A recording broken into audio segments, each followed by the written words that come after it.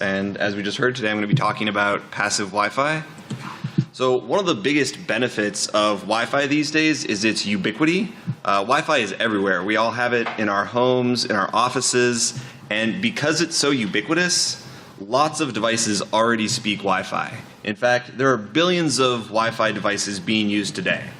But if Wi-Fi is so great, what is the problem?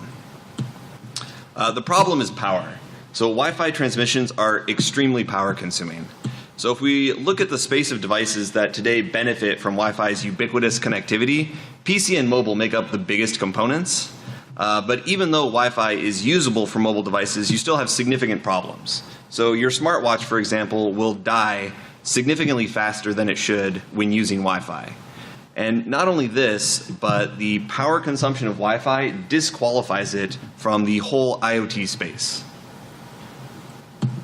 So with passive Wi-Fi, I'm going to show how we can take advantage of this ubiquity and create Wi-Fi transmissions at 10,000 times lower power than traditional Wi-Fi, and even 1,000 times lower than Bluetooth Low Energy and Zigbee.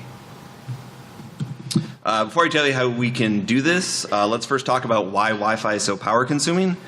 Traditional Wi-Fi radios have two basic parts, a digital baseband processor and an analog RF front end.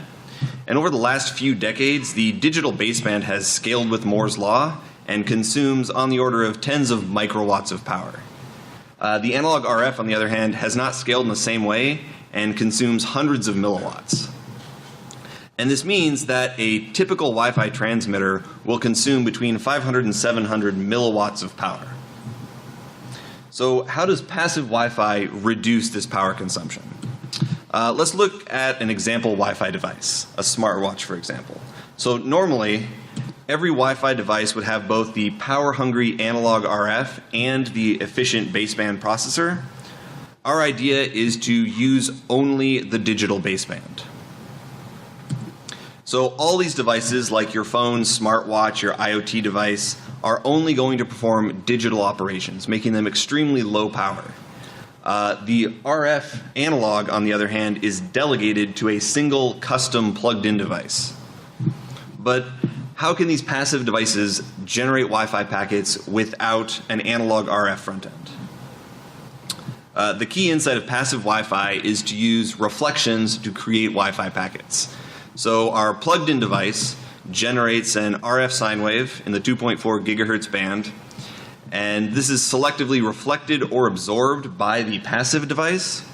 And these reflections can be modulated to create actual Wi-Fi packets that can be decoded on any unmodified, off-the-shelf Wi-Fi receiver, including smartphones, laptops, routers, you name it.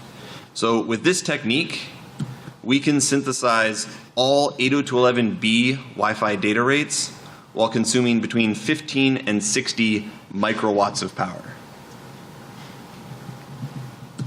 So here are our contributions. We create the first Wi-Fi transmissions using only reflections. We design a passive Wi-Fi network stack that allows our devices to coexist with regular Wi-Fi networks and devices. And then we built an FPGA prototype to evaluate passive Wi-Fi in various deployment scenarios and evaluated the power consumption of an IC design. Okay, so let's see passive Wi-Fi in action. I've got a demo up here for you. So what I have right here, this is our plugged-in device. It's essentially a embedded USRP sending out a continuous wave in the 2.4 gigahertz ISM band. This is our prototype that we built.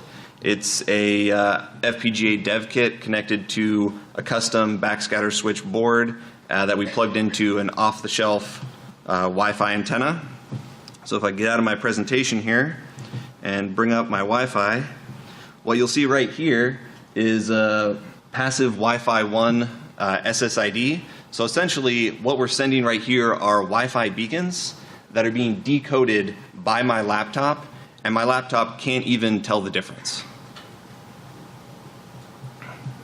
Okay, let's get back to it. Okay, so now that we've seen passive Wi-Fi in action, let's go into more detail about how it works. So first, I'm going to talk about how we actually generate these Wi-Fi packets using only reflections. Then I'll go into how we can decode these packets on any regular Wi-Fi receiver. And then finally, I'll talk about how we make sure passive Wi-Fi coexist with regular Wi-Fi networks. Okay, so let's start with how we generate Wi-Fi packets. So the challenge here is that we don't have the same capabilities as a regular Wi-Fi radio. So to understand this, let me first tell you how we create reflections using backscatter. So backscatter is essentially just an antenna connected to an ultra low power switch like we see here. So as our RF sine wave arrives at the antenna, if the switch is open, it will absorb the signal. And if the switch is closed, the signal will get reflected. So if we turn the switch on and off repeatedly, on air at the antenna, we get a square wave as the output. This means that we are essentially limited to creating only a square wave. If we contrast this with a regular Wi-Fi radio, Wi-Fi radios have power-hungry digital-to-analog converters driving an RF analog front end. And these DACs can output arbitrary real waveforms, and that's how they create Wi-Fi packets. So how do we generate a Wi-Fi packet when we're limited to using just a square wave? Our solution is to leverage the internal signal structure of 802.11b transmissions. So 802.11b has 4 data rates, 1, 2, 5.5, and 11 megabits per second. It uses DSSS encoding on top of DBPSK and DQPSK, phase shift modulation. And the thing to notice here is that packet generation and DSSS encoding are easily done on an IC or FPGA using regular digital binary operations. And what we need to do is generate these BPSK and QPSK phase shifts of 0, 90, 180, and 270 degrees using just our square wave that is driving our backscattered switch. So we do this by just time shifting the square wave. So we'll say that the square wave itself is our 0 degrees. If we want 90 degree phase shift, we just delay the clock by 1/4 of a cycle. And then similarly for 180 and 270, we just delay our clock by 1/2 or 3/4 of a cycle. So just by time shifting this square wave, we can generate all 4 clock phases required for 802.11b modulation in an extremely low power way. And this way we can create Wi-Fi packets. Okay, so now that we can generate Wi-Fi packets, a regular Wi-Fi receiver should ideally be able to decode these. Unfortunately, it's not quite that straightforward. So the challenge is that our plugged-in device, this guy right here, creates strong interference.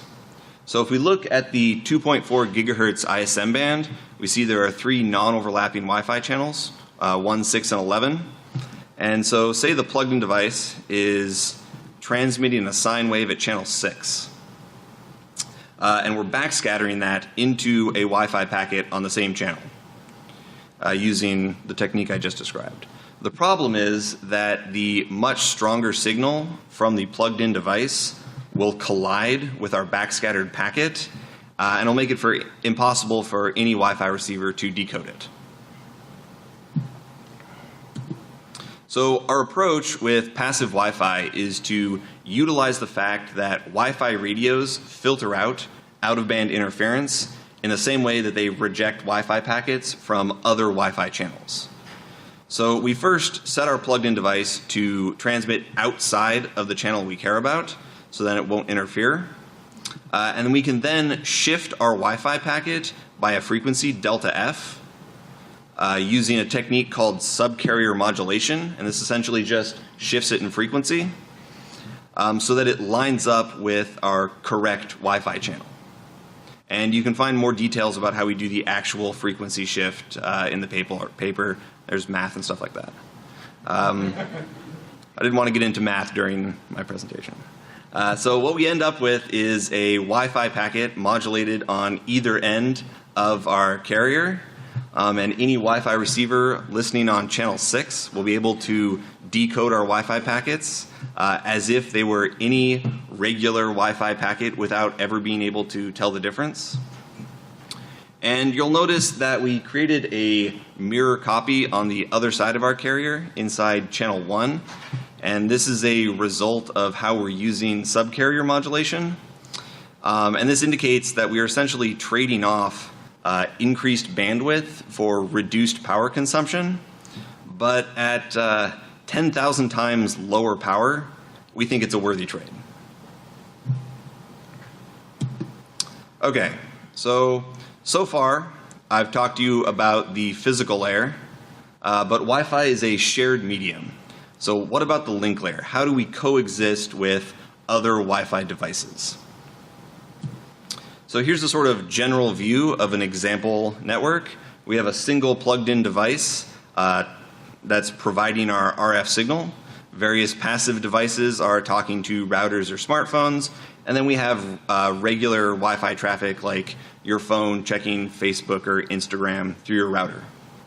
So how do all of these devices share the wireless medium? So first let me remind you how traditional Wi-Fi does it. So traditional Wi-Fi, you first perform carrier sense, transmit if no one is talking, and then listen for an ACK. Pretty simple. So the problem with doing this on passive Wi-Fi is that regular Wi-Fi receive operations are extremely power hungry. There's no way that we can do carrier sense or listen for an ACK for only a few microwatts. Our solution is to delegate the power-hungry MAC to our plugged-in device. So to perform a transmission, the plugged-in device first performs carrier sense. If no one is talking, it sends a signaling packet to the passive device.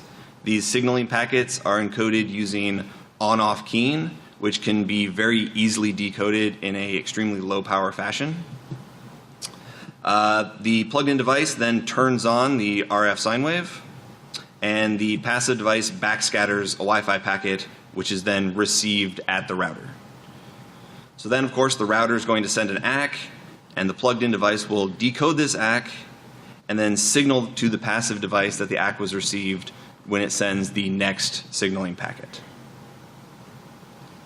So in this way, the passive devices make sure not to talk over each other or other Wi-Fi devices and can utilize ACKs to ensure reliability. And that's passive Wi-Fi. We prototyped our baseband processor on a Altera Cyclone 2 FPGA dev kit that you just saw here. We used a custom board for the backscatter switch and just plugged it into a regular Wi-Fi antenna. And using this platform, we evaluated our system in various scenarios that I'll talk about in a sec. We also designed an IC consisting of our baseband processor and other backscatter components. And then using the TSMC 65 nanometer process, we calculated the power consumption. And that's how I got the 15 to 60 microwatts of power that I mentioned earlier. Okay, so the first thing we evaluated was the operational range of passive Wi-Fi in various scenarios. So I'm going to talk about one here, but you can find all the others in the paper, as well as a theoretical analysis of the range of passive Wi-Fi. So for this experiment, we placed the plugged-in device and the passive device a fixed distance apart, call this D1, and we then moved our Wi-Fi receiver, which was an off-the-shelf HTC One smartphone, to various distances, D2. The passive device was set to transmit Wi-Fi beacons at 1 megabit per second, and at each distance we used just a standard Wi-Fi analyzer app to record the received signal strength. So here are the results. So on the x-axis is the distance between the passive device and the smartphone, and then on the y-axis is the received signal strength, or RSSI. So first, when the plugged-in device and the passive device are 12 feet apart, you can see that the RSSI decreases with distance and we get a range of about 55 feet. If we move the plugged-in device and the passive devices closer, we see that the range is extended to 100 feet. This is when they are 6 feet apart. And then if we reduce D1 to 3 feet, you can see we get even better RSSI. And the reason we're limited to 100 feet, even as we decrease the distance between the plugged-in device and the passive device, is because we actually perform these experiments in the UW CSE atrium. Exactly, which is only 100 feet long, so we actually ran out of space. So the range could be more than this. Okay, so you remember I mentioned earlier that regular Wi-Fi receivers filter out-of-band interference like our RF sine wave. How well they do this depends on how close they are in frequency to our Wi-Fi channel. So here we evaluate the packet error rate of a 1 megabit per second transmission at various frequency shifts. So first, at an offset of 12.375 megahertz, you can see the packet error rate is highly unstable and in some places gets really bad. But as we increase the frequency shift, we see that the packet error rates reduce and stabilize. And then at 16.5 and 44 megahertz, we see the performance is similar to regular 1 megabit per second Wi-Fi. Okay, to conclude, we introduce passive Wi-Fi to transmit actual Wi-Fi packets at 10,000 times lower power than traditional Wi-Fi using only reflections. These packets can be decoded on any unmodified off-the-shelf Wi-Fi receiver. And we believe this technology has significant implications for the Wi-Fi industry and especially the Internet of Things. Thank you.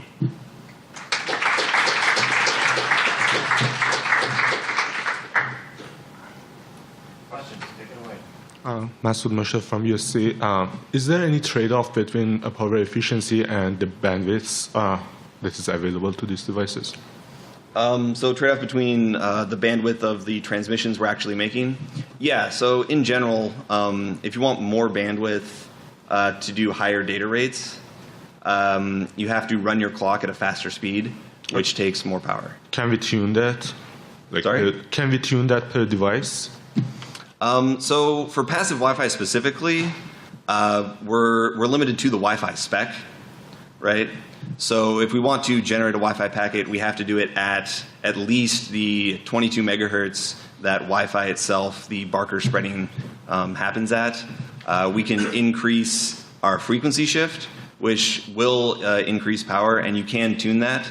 And we have some parameters in our signaling packet that allow us to change frequency shift.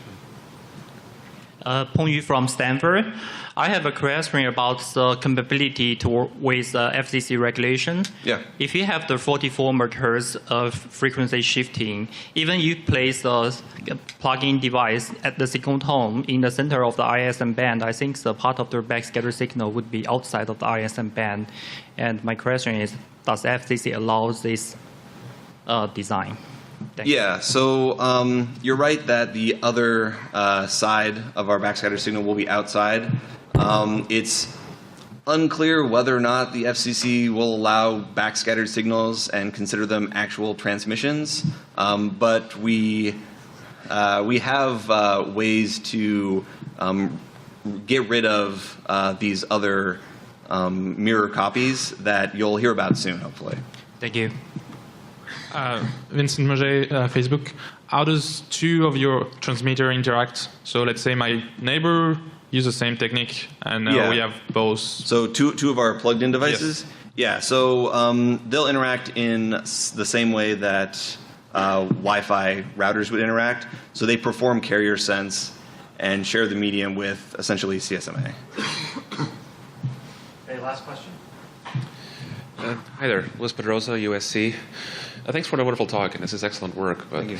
I have a question regarding how this would interfere in terms of performance with other existing networks. Yeah.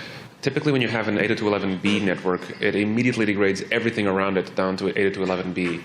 Would this do this sort of all the time, or would it be something that would just degrade it for the duration of maybe one packet? And since these are IoT devices, it would be fairly infrequent. How would that work out? Yeah, so it would be just essentially while you're transmitting your 802.11b, and because IoT tends to have fairly low amounts of data, it wouldn't have a huge impact. We're actually currently looking at getting up to 802.11g. So hopefully we'll be able to fix those concerns pretty soon. You can essentially modulate both phase and amplitude? Yeah, it would be some version of OFDM. Oh, well, thank you very much. Thank you very much. Thank you.